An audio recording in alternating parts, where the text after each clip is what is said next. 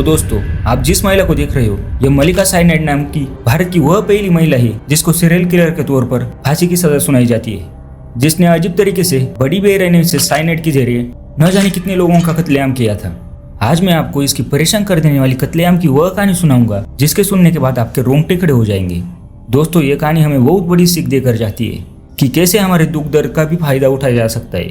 तो देखिए दोस्तों, कैसे एक दर्जी की पत्नी ने एक चुटकी भर में इतने सारे लोगों को मार दिया और कैसे वो 7वें कत्ल के वक्त पकड़ी जाती है। इस खूनी कहानी को पूरा देखिएगा और हो सके तो इस वीडियो को जितना शेयर कर सके उतना कीजिएगा। भारत के कर्नाटक में कंगालीपुरा नाम की एक जगह पर केम्पना नाम की एक लड़की रहती थी, जिसकी बाद में एक दर्जी के साथ शादी की जाती है। यह वही लड़की है जिसे बाद में मल्लिका साइनाइड नाम से जाना गया। शादी के बाद केम्पना के घर में सब कुछ ठीक चल रहा था। उसके 3 बच्चे भी हो गए थे। पति दर्जी का काम करके जैसे तैसे घर चला रहा था। लेकिन दोस्तों, केम्पना की शादी से पहले एक ख्वाहिश थी कि उसके पास बहुत सारा धन दौलत हो। वो ऐशो आराम की जिंदगी जीना चाहती थी। यह उसका सपना था और इसी सपने ने भारत की इतनी बड़ी घटना को अंजाम दे दिया।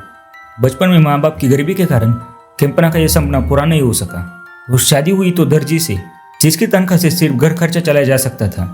केम्पना की ख्वाहिशों को पूरा नहीं किया जा सकता था। यह बात केम्पना को अंदर ही अंदर खाई जा रही थी। तो केम्पना ने अपने पति से समझा बुझा कर एक नया बिजनेस चालू करने की बात कही थी। केम्पना का पति उसकी ख्वाहिशों को जानता था, तो उसने उसको नया बिजनेस शुरू करने की इजाजत दे दी।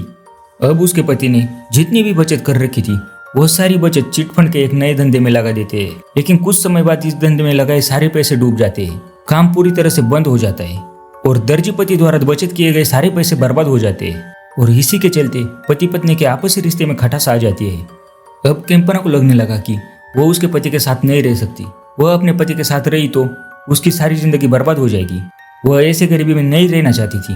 तो केम्पना ने अपने पति और बच्चों को छोड़ने का फैसला कर लिया और एक दिन अपने बच्चे और पति को छोड़कर बेंगलुरु चली गई, क्योंकि केम्पना को शहरी जीवन बेहद ही पसंद था। अब केम्पना अपने बच्चे और पति की परवाह किए बगैर बेंगलुरु में रहने लगी। अब कई साल तक बेंगलुरु में मेड यानी कि नौकरानी का काम करती थी, लेकिन उसके मन में पैसों की भूख शांत होने का नाम नहीं ले रही थी और इस काम से वह संतुष्ट नहीं थी। तो फिर केम्पना ने दुकान में काम करती करती दुकानें बदलती बदलती आखिर एक सोनार की दुकान पर काम पे लग जाती है। और वह दुकान बेंगलुरु की बहुत बड़ी सोनार की दुकान थी और उस सोनार की दुकान पर बड़े बड़े लोगों का आना जाना रहता था। केम्पना इस सोनार की दुकान पर काम करते करते बहुत बड़े बड़े लोगों की जानकारी बना ली और वह उनके घर में काम करने पहुंच गई। इन धनवान लोगों के घर काम करके उनके धन को देखकर केम्पना को अपने सपने पूरे होने का आभास होता है और इसी सोच ने उसे हैवान बना दिया। वे सोचती है कि वे सारे पैसे उसके हो जाए तो क्या होगा, और इसी लालच के चक्कर में केम्पना ने अपना पहला जुर्म कर दिया। उसने एक सोनार के घर में चोरी कर ली, लेकिन वो पकड़ी जाती है और उसे पुलिस के हवाले कर दिया जाता है, जिसके बाद में उसे 6 महीने की सजा सुनाई जाती है। लेकिन 6 महीने बाद जैसे केम्पना छूट जाती है, अब होती है दोस्तों इस खूनी कहानी की शुरुआत, जिसने उस वक्त भारत के लोगों को झंझोर कर रख दिया था। केम्पना उर्फ मल्लिका साइनाइड 1999 में जेल से छूटने के बाद इधर उधर मंदिरों में भटकती रहती है, क्योंकि उसे कोई काम नहीं मिल रहा था और न ही कोई रहने की जगह, तो वे मंदिरों में ही रहने लगती है। और दोस्तों, ये मल्लिका साइनाइड मंदिरों में रहने लगी तो मंदिरों में आकर मन्नतें मांगने वाली महिलाओं को केम्पना गौर से देखने लगी और यह नोट करती थी कि ये महिलाएं मंदिर में आकर क्या क्या मन्नतें मांगते हैं। तो इंसानियत को शर्मसार कर देने वाली इस खूनी महिला ने यह फैसला किया कि वह मंदिरों में आने वाली लाचार बेबस महिलाओं को अपना शिकार बनाएगी, जो अपने दुखों से निजात पाने के लिए मंदिरों के चक्कर काट रही थी, क्योंकि यह आसान शिकार थी। तो दोस्तों, हुआ यूं कि इस तरह केम्पना ने 19 अक्टूबर 1999 में अपना पहला कत्ल किया और यह था 30 साल की एक महिला का, जिसका नाम है ममता राजन।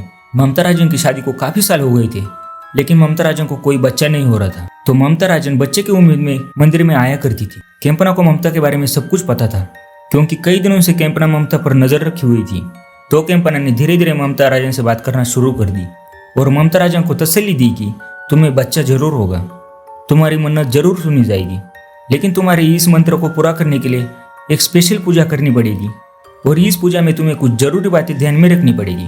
अगर नहीं रखी तो पूजा सफल नहीं होगी। तुम्हें इस पूजा में महंगी साड़ी पहनकर आना पड़ेगा और अपने सभी महंगे गहने पहनकर आने पड़ेंगे और आप इस पूजा के बारे में किसी से भी कुछ नहीं बता सकती। दोस्तों, ममता राजन माँ बनने के लिए बेकरार थी। ममता राजन माँ बनने का सुख पाने के लिए सब कुछ करने के लिए तैयार थी, लेकिन उस बेचारी को नहीं पता था कि वो मौत के जाल में फंसने जा रही है। 19 अक्टूबर 1999 में ममता राजन नई साड़ी पहनकर और अपने कीमती गहने बनकर बन ठन कर मंदिर के एक कोने में शांत जगह पर पहुंच जाती है, जहाँ पर सिर्फ वो महिला और केम्पना मौजूद थी। अब केम्पना पूजा प्रारंभ करती है। केम्पना दिखावे के लिए कुछ मंत्र तंत्र उच्चारण करती है और केम्पना एक लोटे भरे पानी को ममता राजम को देकर उसे पीने को कहती है। ममता राजम पानी पी जाती है, लेकिन दोस्तों पानी पीते पीते ही ममता राजम की उसी स्थान पर मौत हो जाती है और मल्लिका साइनाइड ममता राजम के गहने पैसे लेकर वहां से चली जाती है। लेकिन दोस्तों ये मौत का खेल यही रुकने वाला नहीं था, यह मौत का खेल जारी रहता है। इस पहले कत्ल के बाद इसी प्रकार से मल्लिका साइनाइड ने और 6 कत्ल किए। दूसरा कत्ल 52 साल की एक एलिजाबेथ नाम की महिला थी, जिसकी पोती 1 महीने से लापता थी और यह महिला अपनी पोती मिलने की मन्नत मांगने के लिए मंदिर आई थी, जो मल्लिका साइनाइड के चंगुल में फंस गई। और तीसरा कत्ल था यशोधर्मा का, जो अपने बेटी की शादी की मन्नत मांगने के लिए मंदिर आई थी और उसी की तरह इसके भी पानी में पोटेशियम साइनाइड मिलाया गया था।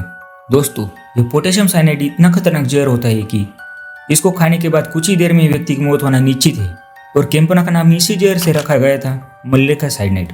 और दोस्तों मल्लिका साइनाइड को इस जहर के बारे में उस दुकान से पता चल गया जिसमें वो काम किया करती थी, क्योंकि दोस्तों सोने को शुद्ध करने के लिए ऐसे ही खतरनाक रसायनों का प्रयोग किया जाता है। चौथा कत्ल था 60 साल की अस्थमा पीड़ित मुन्नी अम्मा का, जो अपने अस्थमा रोग को ठीक होने की मन्नत मांगने मंदिर आई थी। पांचवा कत्ल था पिलामा का और छठा कत्ल था नागवेनी का, जिसको भी शादी के कई साल बाद भी बच्चा नहीं हो रहा था। लेकिन दोस्तों ये वही कत्ल था जिसके बाद मल्लिका साइनाइड को पकड़ लिया जाता है। 2006 में रेणुका नाम की एक महिला, जिसके पति दुबई में काम किया करते थे, उसकी मल्लिका साइनाइड से दोस्ती हो जाती है और रेणुका अपनी परेशानी मल्लिका को बताती है। लेकिन मल्लिका ने उसकी दोस्ती का फायदा उठाकर रेणुका को भी मार दिया। लेकिन जब दुबई से रेणुका का पति वापस लौट आता है तो उसे शक होता है कि केम्पना के साथ रेणुका रहा करती थी। रेणुका का पति केम्पना को पकड़कर पुलिस स्टेशन ले जाता है और उसके खिलाफ रिपोर्ट दर्ज कर लेता है। और दोस्तों जब पुलिस वालों ने जांच की तो पुलिस वालों के पैरों के नीचे से जमीन खिसक जाती है कि कर्नाटका और बंगलुरु के पास एक महिला कत्ल पर कत्ल किए जा रही है और उनको खबर तक नहीं है। पर जब पुलिस ने केस के सारे पन्नों को पलटा तो पता चला यह सारे कत्ल पोटेशियम साइनाइड की वजह से हुए हैं। लेकिन दोस्तों मल्लिका साइनाइड ने 6-7 कत्ल के अलावा भी न जाने कितने मासूमों को मौत के घाट उतर दिया होगा, जिनके कोई सबूत नहीं मिले। मामला कोर्ट में जाता है और कर्नाटक में पहली बार महिला को इतने कत्ल करने के जुर्म में फांसी की सजा सुनाई जाती है। लेकिन दोस्तों इसके बाद मल्लिका साइनाइड की फांसी की सजा को उम्र कैद में बदल दिया जाता है, यानी कि जब तक केम्पना जिंदा है तब तक जेल में रहेगी। तो दोस्तों ये थी इंसानियत को शर्मसार कर देने वाली मल्लिका साइनाइड की सच्ची कहानी, जिसके लालच ने न जाने कितनी भोली भाली लाचार महिलाओं को कत्ल करवा दिया। तो दोस्तों वीडियो को लाइक और चैनल को सब्सक्राइब करने के बाद कमेंट बॉक्स में जरूर बताइएगा कि यह वीडियो आपको कैसे लगा। मिलता हूँ एक ऐसी ही नई कहानी के साथ। धन्यवाद।